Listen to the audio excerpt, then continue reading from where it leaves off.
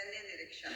धृतराष्ट्र ने कहा, हे संजय, धर्मभूमि कुरुक्षेत्र के युद्ध की इच्छा के एकत्र हुए मेरे तथा पांडु के पुत्रों ने क्या किया? संजय ने कहा, हे राजन, पांडु पुत्रों द्वारा सेना की व्यूह रचना देखकर राजा दुर्योधन अपने गुरु के पास गया और उनसे ये शब्द कहे, हे आचार्य, पांडु पुत्रों की विशाल सेना को देखें, जिससे आपके बुद्धिमान शिष्य द्रुपद के पुत्र ने इतने कौशल से व्यवस्थित किया है। इस सेना के भीष्म तथा अर्जुन के सामान्य युद्ध करने वाले अनेक वीर धनुर्धर हैं, यथा महारथी योगदान विराट तथा द्रुपद।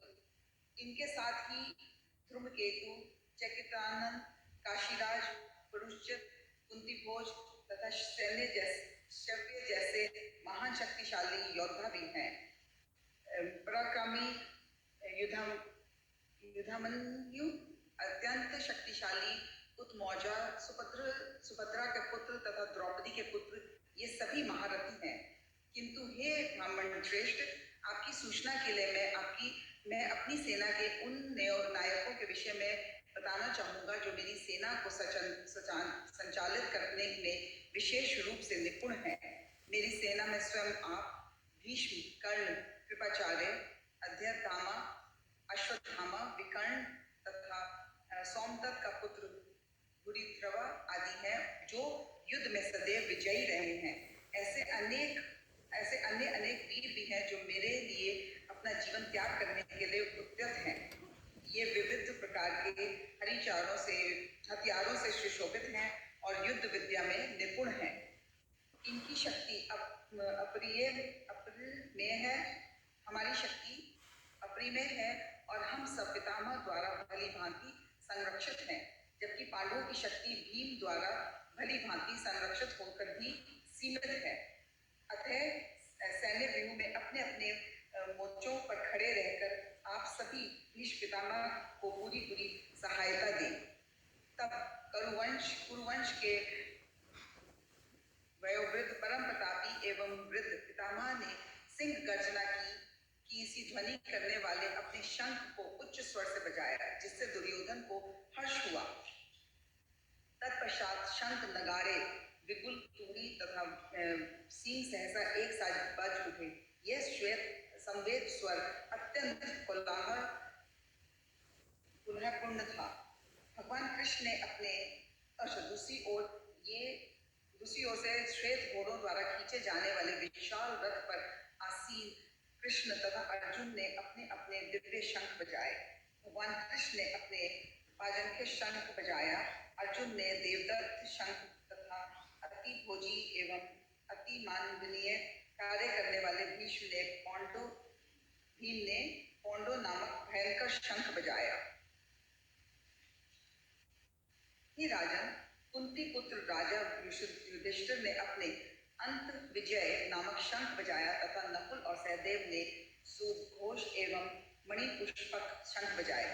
महान धनुर्धर काशीराज, परम योद्धा शिखंडी, दुष्टदुन, विराट, अजय, सत्याय, द्रुपद, द्रौपदी के पुत्र तथा सुभद्रा के महाबाहु पुत्र आदि सबों ने अपने अपने शंख बजाए। इन विभिन्न शंखों की ध्वनि कोलाहलपूर्ण बन गई, जो आकाश तथा पृथ्वी को शब्दयावन करती हुई धृतराष्ट्र के पुत्रों के हृदय को विदीर्ण करने लगी। उस समय हनुमान से अंकित ध्वजा लगे रथ पर आसीन पांडु पुत्र अर्जुन अपना धनुष उठाकर तीर चलाने के लिए उद्यत हुए। हे राजन, धृतराष्ट्र के पुत्रों को व्यूह में खड़ा देखकर अर्जुन ने श्री कृष्ण से यह वचन कहे। अर्जुन ने कहा, हे अच्युत्य, कृपा करके मेरे रथ दोनों सेनाओं के बीच ले चले, जिससे मैं वहां उपस्थित युद्ध की अभिलाषा रखने वालों को और शस्त्रों की इस महान परीक्षा में जिसने मुझे संघर्ष करना है, उन्हें देख सकूं। मुझे उन लोगों को देखने दीजिए जो जहां पर धृतराष्ट्र के दुर्बुद्धि पुत्र को प्रसन्न करने की इच्छा से लड़ने के लिए आए हुए हैं। संजय ने कहा, हे भक्तवंशी, अर्जुन द्वारा इस प्रकार संबोधित किए जाने पर भगवान कृष्ण ने दोनों दलों के बीच में उस उत्तम रथ को लाकर खड़ा कर दिया। भीष्म, द्रोण तथा विश्व भर के अन्य समस्त राजाओं के सामने भगवान ने कहा कि हे पार्थ, यहाँ पर एकत्र सारे कौरवों को देखो।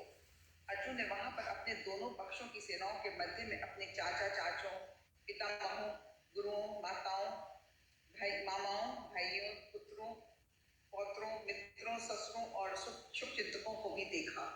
तब कुंती पुत्र अर्जुन ने मित्रों तथा तब अर्जुन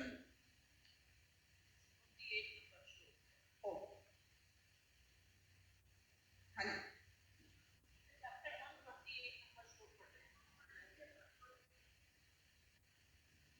नहीं तो ये तो पढ़ा था। अच्छा, अर्जुन ने कहा वहां पर दोनों पक्षों की सेना के मध्य में अपने चाचा ताऊओं, पितामहों, गुरुओं, मामाओं, भाइयों, पुत्र पौत्रों, मित्रों, ससुरों और शुभचिंतकों को भी देखा।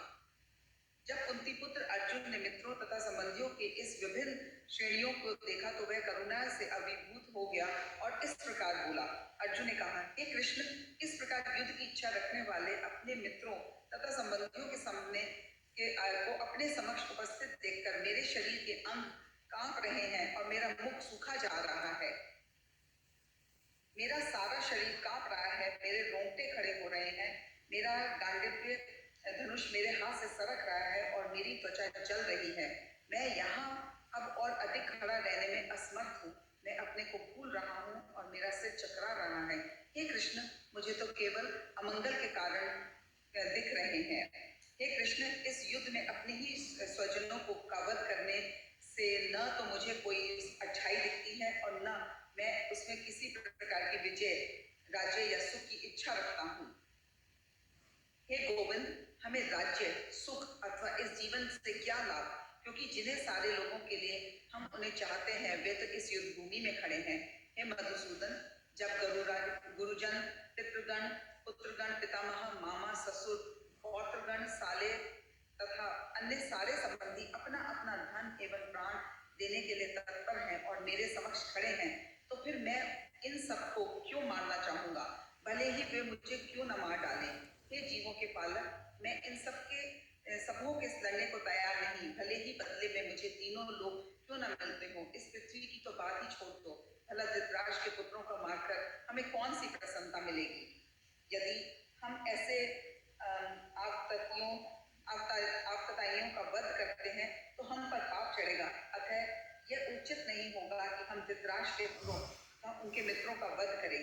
लक्ष्मीपति कृष्ण, इसमें क्या लाभ होगा और अपने ही कुटुंबियों को मारकर हम किस प्रकार सुखी हो सकते हैं।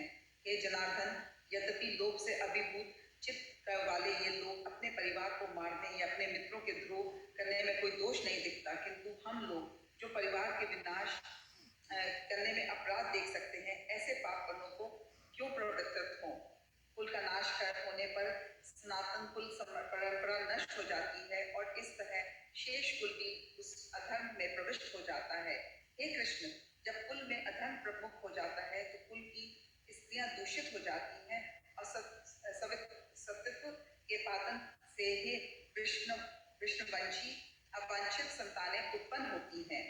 अवांछित संतानों की बुद्धि से निश्चय ही परिवार के लिए तथा पारिवारिक परंपरा को विनाश करने वालों के लिए नरकीय जीवन उत्पन्न होता है। ऐसे पतित कुलों के पुरखे गिर जाते हैं क्योंकि उन्हें जल तथा पिंड दान देने के लिए क्रियाएं समाप्त हो जाती हैं। जो लोग कुल परंपरा को विनाश करते हैं, इस तरह अवांछित संतानों को जन्म देते हैं, उनके दुष्कर्मों के समस्त प्रकार की सामुदायिक योजनाएं तथा पारिवारिक कल्याण के लिए विनाश हो जाते हैं। हे प्रजापालक कृष्ण, मैंने गुरु परंपरा से सुना है कि जो लोग कुल धर्म का विनाश करते हैं वे सदैव नरक में वास करते हैं। ओह, कितने आश्चर्य की बात है कि हम सब जघन्य पाप कर्म के लिए उद्यत हो रहे हैं। राज्य सुख भोगने की इच्छा से प्रेरित होकर हम अपने ही संबंधियों को मारने पर तुले हुए हैं। यदि शस्त्रधारी धृतराष्ट्र के पुत्र मुझे निहत्थे तथा रणभूमि में प्रतिशोध न करने वालों को मारे तो यह मेरे लिए श्रेष्ठकर होगा। संजय ने कहा, युद्ध भूमि में इस प्रकार कहकर अर्जुन ने अपना धनुष तथा बाण एक और रख दिया और और शोक संतप्त चित्त से रथ के आसन पर बैठ गया।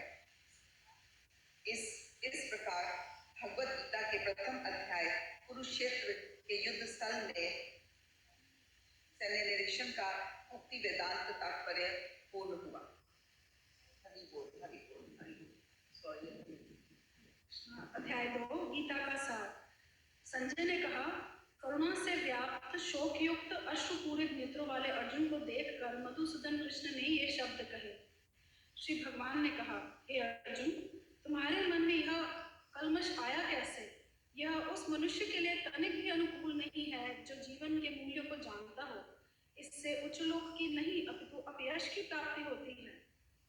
हे पृथापुत्र, इस हीन नपुंसकता को प्राप्त मत हो, यह तुम्हें शोभा नहीं देता।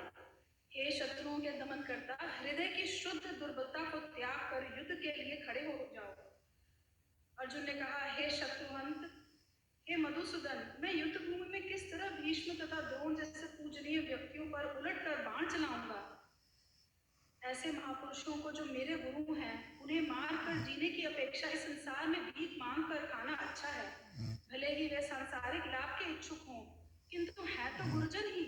यदि उनका वध होता है तो हमारे द्वारा भोग्य प्रत्येक वस्तु उनके रक्त से सनी होगी। हम यह भी नहीं जानते कि हमारे लिए क्या श्रेष्ठ है, उनको जीतना या उनके द्वारा जीते जाना। यदि हम धृतराष्ट्र के पुत्रों का वध कर देते हैं तो हमें जीवित रहने की आवश्यकता नहीं। फिर भी वे युद्ध भूमि में हमारे समक्ष अब मैं अपनी कृपण दुर्बलता के कारण अपना कर्तव्य भूल रहा हूँ और सारा धैर्य खो दिया। ऐसी अवस्था में मैं आपसे पूछ रहा हूँ कि जो मेरे लिए श्रेष्ठतर हो मुझसे निश्चित रूप से बताएं। अब मैं आपका शिष्य हूँ और आपका